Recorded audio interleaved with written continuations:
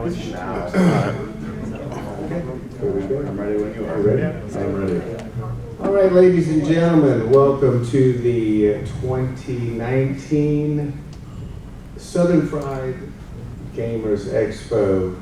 We are here today for a tour of behind the scenes of Stern with Waison Cheng, one of their game programmers, and his boss, Mike Vinikour, associate game That is not developer. true. That is absolutely not true. Okay, so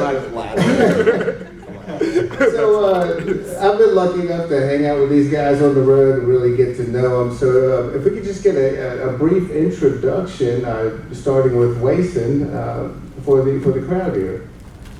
So I'm a game developer at Stern Pinball. I've been a game developer for about 15 years, starting with Game Boy games for little children, Nintendo DS, made arcade games, Golden Tee Golf, if you guys are familiar with that.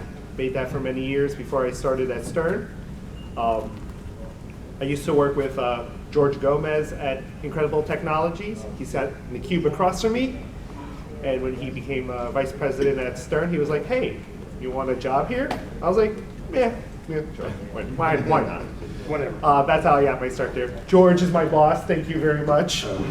You can understand the confusion. Yeah, he looks just like George. Twinsies. So this is starting my 9th year at Stern.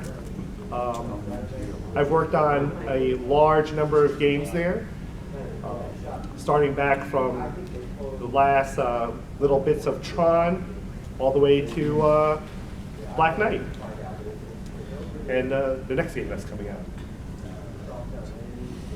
Which Golden Tee games did you work on, Waison? I worked on the updates from 2008 to 2012, so 4 years of Golden. Was it just that, or were they still doing the bowling game or the other one, the bags game or anything? Did you work on those? I did not work on bags. They actually had a separate team for bags. It was related. Bags, they had independent contractors do it. Bowling they did their last update of bowling when I was there, and they never updated again from what I was made aware. So they did bags while I was there. They did lawn darts. And really, I was hired when they started doing casino games. Since they started doing casino games, most of their staff had moved on there, so that's why I was on the Golden Tee team. And is this just a rumor, or do I understand this correctly? You turned around the Barbie franchise on Game Boy? What part did you play in that? I started making little girl games. Actually, I was for a couple of Game Boy games, I was a lead developer. It was a small kind of third-party studio company. They were just given projects that the main studio could finish. So they were like, "Here's this game we need done. Go do it." And at that time, it was like my first foray into game development. So it was kind of like just got thrown into the pool. Didn't have any knowledge of their system or code base. And I'm a PC person. And apparently, I don't know if it's still true, but at the time, all Nintendo development tools were all like Mac-based. So that was not fun to work with. It was really like, oh, I don't know how to use Code Warrior, that type of thing. So Fine. So Mike, All right. what do you do at Stern? My story is a little bit longer, but I'll start with what I do at Stern, which is actually quite a long list now. I'm an associate game developer, so I work on every single game. So I work with the leads and other designers to help make their games as fun as they can be. So based on the needs of the lead, I could help out a lot or a little bit with coming up with rules and the pacing and the balancing and whatnot. I've worked on every game at Stern since Batman, which is when I started. I started right after Batman started shipping. But I've been in the game business for 25 years. This is actually halfway through my 26th. So, but aside from the gameplay stuff, I also oversee all of our software testing, and I run our field test operation where we place games at various locations to see how well they earn. And I also now travel to all these pinball shows with Marco to be like a face of Stern and support them at our huge booth. So I got my start in the business when I was about 23 years old. I got hired at Williams Valley Midway in 1993, and I started their game testing there. They didn't have any testers before. They would just bring this one kid in to do the first two Mortal Kombat games, and then I started right after that. And I got hired because I was one of the best Mortal Kombat 2 players in Chicago, and I happened to meet a programmer from Midway Games at a punk rock show and asked him for a job, and he gave me one. So it was just a chance meeting that led me to my career that has now lasted a quarter century. I worked there starting on, the first game I worked on was Revolution X, and I worked at the company in both video and pinball, but more on the video side, up until Midway Games exited the coin-op business in 2001. And from there I did console video game design for 10 years, and I got burned out of doing that and got sick of bouncing around from job to job. And I said if I was gonna stay in games, it'd have to be in pinball, because it was really the only thing I still loved. And it was also the first thing that got me into games when I was 6 years old. So after a few various contract gigs, I took a job at JJP for a year and a half, and then I was made an offer I couldn't refuse by George Gomez, and I left JJP to go to Stern, where I've been ever since, and it's easily the best job I've had in this industry. It's even more fun for me now than the early days of Williams was. Good deal. So, Did you say why? Yeah, why? Why is it fun? So, unlike like when I was doing video game design where I'm on the same project for a year and a half, like I'm constantly juggling probably 3 projects at once, and I have a lot more input on those even than when I was a designer, because I wasn't a lead designer on the video games I worked on. I was like a lower level designer. So I was given parts of the game to do, but you know, I feel it's much more rewarding and exciting, and also pinball's never the same game twice, even if you play the same game twice. So, you know, video games after a while, it becomes the same thing every time, no matter how you design it. So it's just for that, it's just far more exciting and rewarding. Plus, it was what made me fall in love with games in the first place, and that stuck with me. Even when I was at the height of like the arcade boom in the early 80s, I still played like every pinball game that came through the arcade that I spent my whole childhood at. So one thing I found really interesting from talking to you guys before this is you guys, and I don't know how much you guys can talk about this, but you guys work in a separate like section of Stern that most people don't have access to. Right. So yeah. So if you take we give tours to anybody that comes through town that wants to see like how pinball machines are built. But the one place you don't get to go in is product development, because that's where we all work, and that's where all the top secret stuff is that we're working, for the next many games. So yeah, it's very few people have access there outside of the team. And you guys let Waison in there? We do, yeah. Unfortunately, Yeah, I sneak in every day. We've changed the code like a half dozen times since I've been there. He always finds out what it is. Okay, so what's the deal? It's So like I know they're coming out, and Yeah, I know I have something to do with it. Yeah, It's amazing. He lures all his friends with coffee, and he's like, "Hey, I got you guys some coffee." Kind of code. Oh, right. That is And then true. they let We them do back have a in. little secret coffee club at Stern. They so- do. They have little patches and everything. It's pretty sweet. So- Oh, you're not when you- supposed to talk about the patches. We're gonna have to get you later. I'm not in the club. I can Exactly. talk about whatever I want. I know, that's- I'm not a coffee achiever. So when you guys go into work, you go into you park, you go into Stern, you go into the building, and what? There's like a retina scan. How do you get into this secret room? No, it's just there's a code. They It's can just a see, code. Or we have little badges too. But It's kind of Yeah, little fast. key cards, flop cards. It's that faster let to us in. type in the code than it is to pull the thing out of your wallet to swipe it. Okay, very cool, very cool. Another thing I found interesting from talking to you earlier is the device you have for testing games. You actually have it at home. It's a Star Wars, right? It's just a cabinet. Yeah, so I have one of the perks of working is they gave me a machine to take home, and well, the beauty of the spike system is I can swap a playfield out in like 2 minutes. So I have one cabinet at home, and then just a stack of playfields lined up on my basement, like leaning against the wall, and I swap them in and out as needed for if I have to work from home or if I have to do some work over a weekend. I don't have to go to the office. I'm always in the office, but there's times when if I'm getting work done in the house or I'm sick, like I can still do some work. And then the nice benefit of that is like I've always got a new game to play in the basement for my friends. Right. And it works really well for our offices and cubes too, because I've had the same cabinet in my cube for the last like 4 or 5 years. So all they keep doing is swapping out play fields, and it's really easy now. It's only like 2 or 3 connectors. That's about it. Okay. So are you guys like putting the white woods in there, or is it more finished? If I bring them home, it's like typically after we've started shipping them, because I mean my family can see it, but like I wouldn't be able to let my friends in my basement if I had like a whitewood of an unreleased game. Right. So I do all the work at home. I mean in the office, but there we do software updates past when it's shipped. So that's about the time when once I have an extra play field, I'll bring one home. But in the office itself, in those cabinets, we put whitewoods. Anything test fixtures, anything we can get into the cabinets to start working on the game. That's what we have in the office. Yeah, these guys will always program off whitewoods up until we finally get play fields with art. I typically will not get the whitewoods. I actually demand I want the artwork on my games. But I've gotten whitewoods, temporarily in a pinch if we weren't going to get to those. Usually I end up getting the photo shoot games. Once we have a photo shoot game and I don't have to shoot, then I take those games.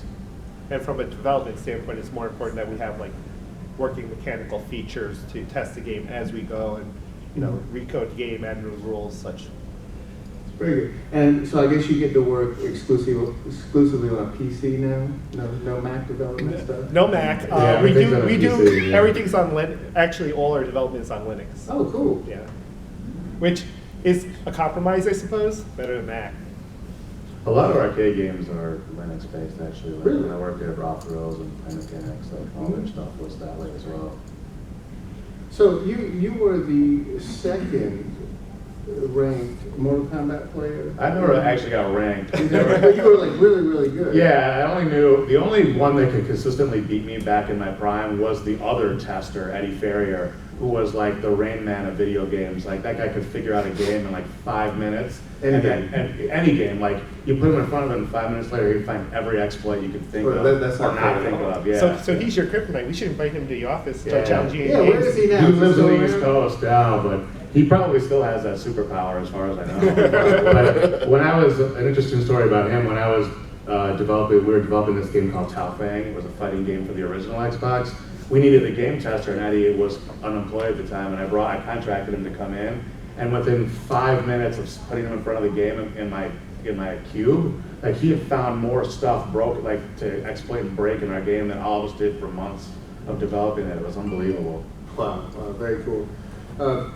So you went from, we'll just call it championship Mortal Kombat combat guy to Official title, yes. right. So and then a developer. Was it a developer from Midway found you at a punk show? Well, that's how I got hired there. Right. I was at this punk rock show in Chicago, and some guy was wearing a Mortal Kombat shirt. I was like crazy about that game. So I just went And up who to him. does that back then? Right? Yeah. I mean, I didn't know where you could buy a Mortal Kombat shirt back then. Like you couldn't just go to the store, right? Right. You couldn't go to Hot Topic. Exactly. There was no Hot Topic back then, and I just ran up to him. I'm like, "Hey, where'd you get that shirt? I want it." And he goes, "Well, I work at Midway Games, and they gave it to me." I'm like, "Get out of here! You do not." And he showed me his business card. He goes, "Look," and I said, "I'm one of the best Mortal Kombat players anywhere that, like, probably in the world. Like, if you need a game tester, I would love to do that."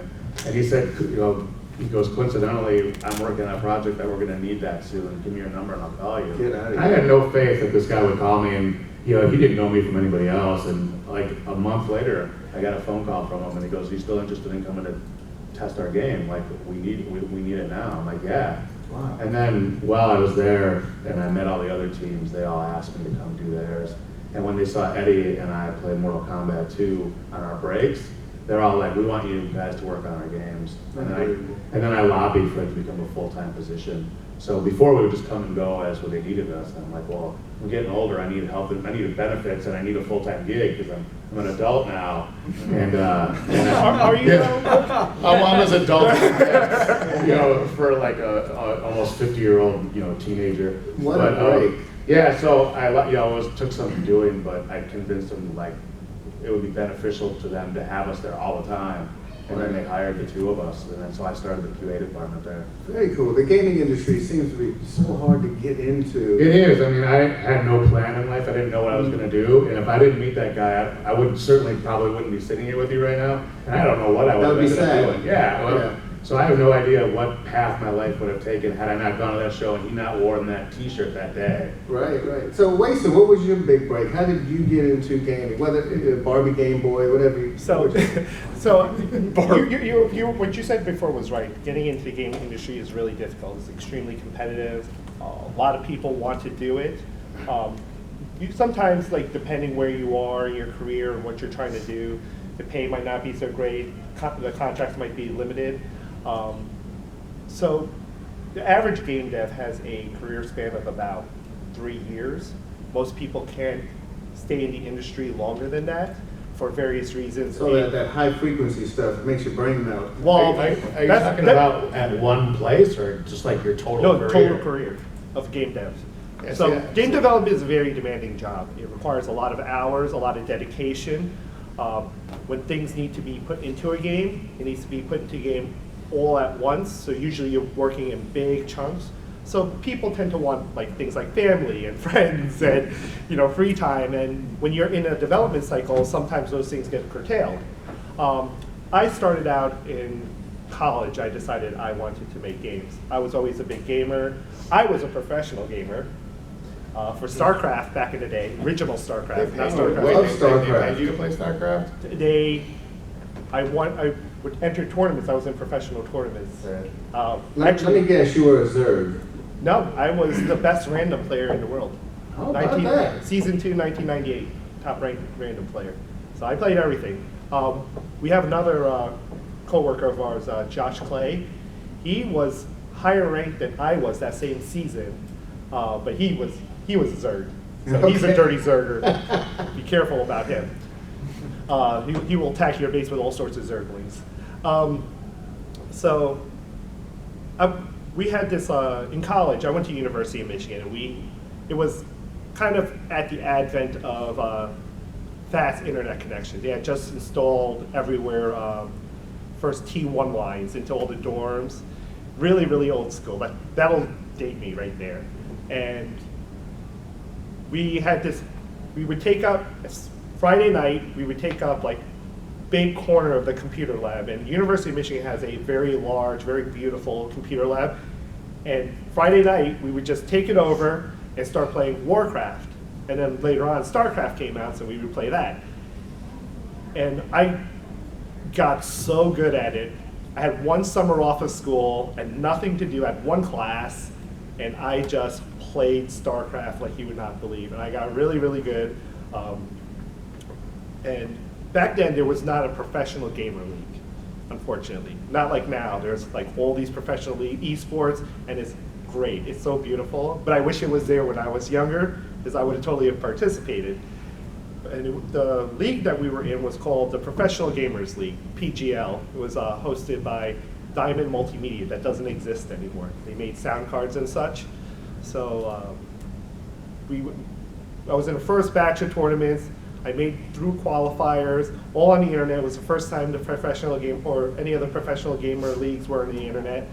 And I qualified. I went into their playoffs, and I lost in their playoffs because people hacked, apparently. I got drop hacked during my match, and I ended up losing. But that's a different story. So, how did the professional of that lead to Barbie development? Sorry, I got a little sidetracked. Got excited about what I was talking about. Were you a Barbie enthusiast on the side? Absolutely. I mean, no, my sister's a Barbie enthusiast. But during the time I was in Michigan for engineering, and I decided, originally I wanted to make like spaceships and airplanes and stuff like that. I found mechanical engineering extremely boring. Our mechies are not gonna like that. So I decided, when I was in my computer programming class, we would make games. So I spent most of my time at University of Michigan making games for all my project classes. And when I graduated, I bounced around for a little bit and then decided that I was going to apply to every game job I could find, and eventually I got a contract gig making Game Boy and DS games. So unlike you, who kind of was like, oh, can I get a job in this? I had planned it for quite a number of years. So I was working on my own projects in the meantime. You know, you always have to have like updated code for all the new technologies and the new software architectures that you're going to be working on. So I've kind of maintained in the industry by just advancing through every job that I've gone through. And I kind of have a unique experience in the game developing world where every project I've ever worked on has shipped. And that's pretty rare for a game developer. Seriously, I worked on a couple that got canceled. Yeah, I've never had a project canceled from under me. And what was the first pinball machine you worked on? So the first pinball machine I ever worked on was Tron. I did the redemption code for that, the first test redemption code for that, so that we could put it on location. The first full project I was on was Transformers. And since then, I've worked on numerous games. So Transformers, was lead on X-Men, worked on Avengers, was heavily into Star Trek, Mustang. WWE. Was that after Mustang? I think it I'm was. trying to remember. WWE was lead for that. Kiss, Game of Thrones. Aerosmith. It started getting into Spike too. Aerosmith, Star Wars, Guardian, Deadpool, Monsters, Black Knight. And I'm missing one. Well, you're working on another. I'm game working on the that's not current out one, yet. and I'm missing one that's somewhere in that group. But yes, Get Monsters. I did get Monsters. So I worked on many, many, many Stern games in my 10 years there. Part of my responsibility, when I'm not designing the game outright, is making sure the game is fun for you guys, for everyone playing. I help get games out, help people get their games out, write scripts for their games, help put together some storyboards so that there's a theme to every game, what the theme is, how it's represented in the game, how we combine everything from sound to speech, and that's usually what a game developer does. We make the game fun for you. Otherwise, it's just a bunch of clicking mechanical parts that work independently, and we tie it all together for you. Waison's really good with knowledge of various themes, especially the comic books type stuff. He has a huge wealth of knowledge for that stuff that's been invaluable on stuff like X-Men, for example, or the Spider-Man comic book one. You work on that? That's the one you missed. Spider-Man, the comic book one we missed, that was Mike Hisvat. He did an excellent job on that one. I am knowledgeable of geek culture. As my friends call me, a nerd. I was very jealous when I heard you got a chance to work with Jim Lee. He was one of my favorite comic book artists. Jim Lee is great. Yeah, good stuff. This is a question for either one of you. Are there any Easter eggs that you guys know about, or you guys have personally put in machines that some of our audience might not know of? Well, there's that, the code to get the credits in Dwight's games. I think Iron Maiden has it too. I don't personally put Easter eggs in my games. Oh, come on, you have all that code to work with. I do, I know. And people will be like, why don't you put in I Easter have eggs? hidden skill shots in Deadpool and Iron Maiden. Really? Yeah. They're actually called the MXV skill shot in both of those games. Oh, MXV. So when we see that credit, Grand Champion MXV, that's you. If you do the right skill shot, it will say MXV skill shot, and you'll get whatever the bonus is. Very cool. I'm gonna have to try. You have to show us after They're this. always the most difficult skill shots. They are, yeah. The one on Iron Maiden is probably the hardest one. And so how does this come about? Does Keith watch you play and go, oh, I'm going to make that? So when I'm playing the game, I usually will happen into this sequence, off of lunge. I'm like, that's got to be I want that as my skill shot. And so Keith was the first one to say, hey, I'll put that in my game, and name it after you. And he's like, I'll make it a thing, And then Tanya put it in Deadpool. When I came to him, I'm like, here's my skill shot. Very and then cool. in the last software update. So you come in one day, plunge a couple of times, I and just they make a said, skill shot, you go home. I'll be like, yeah, here's the skill shot you gotta make from me, and then I'm like, all right, I'm going to lunch. I'm pretty sure he picks skill shots that even Keith can't do to try to challenge Keith. I'm pretty sure that's how it I works. like to keep him on his toes. Yeah, you got to keep him on his toes. Yeah. Otherwise, he'll just roll right over you. He's the one I want to always bet on in those tournaments, so like I gotta keep him sharp. Oh, what, gosh, how much more time do we have? Try to If call you it guys, quits if anybody already. has any questions as we're going along, Yeah, by please all- raise your hands. Yeah, by all means. Engage us in anything you want to ask Is or that talk mic about. hot? Do you Alright. want to come up to the microphone? Or do you want to yell at us? Yeah. Either or. Can you just talk about the Black Knight development cycle? How long was it? What was involved? Our typical development cycles are about 14 months, so pretty much every game gets about the same amount of time.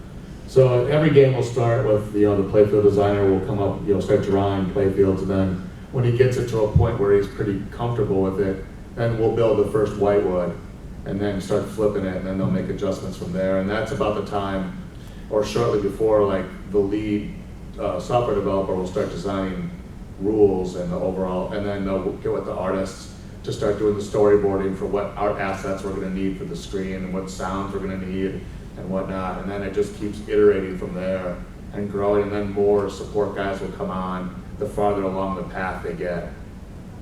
And- Any particular stories about Black Knight? Share?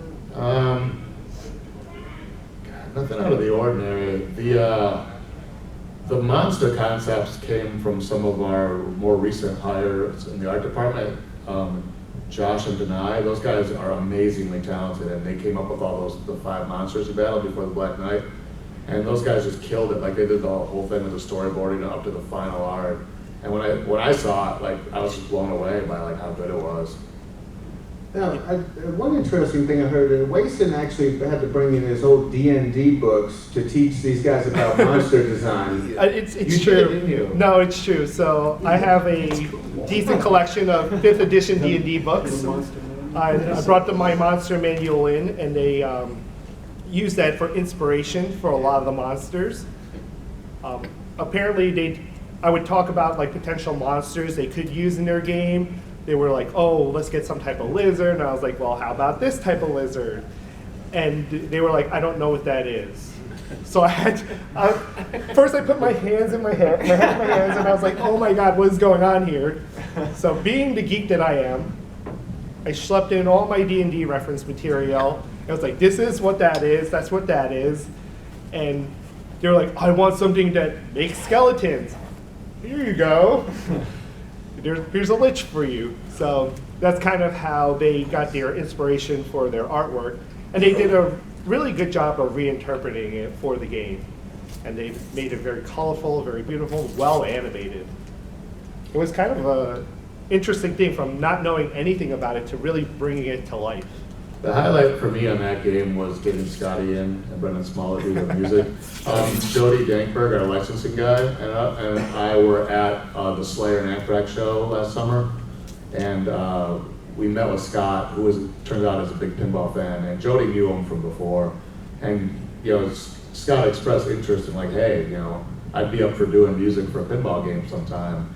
And then Jody and I, when we were driving home, we're like, we think we know the perfect title to pitch to him, which was Black Knight. And then those guys nailed it on the first take for everything. Like Tim Sexton would tell him, I need something for, here's what the mode is. And then a couple days later, he'd get this thing and he's like, that's perfect, mix it. Like, he never once went back and said, I don't like it, or could you do it a different way? Like, the guy got it 100%, those two guys nailed it every time, and it was fantastic. So good that we actually pressed a vinyl album of the soundtrack, which we're selling at the Comic-Con next week. Oh, wow. So if you're going to be at Comic-Con next week, definitely come down and visit us. So how did that work with Scott Ian? Was he coming to you guys? Were you going to his studio? Did he have a machine? He has a studio. He's done, like work like this for other things, not pinball.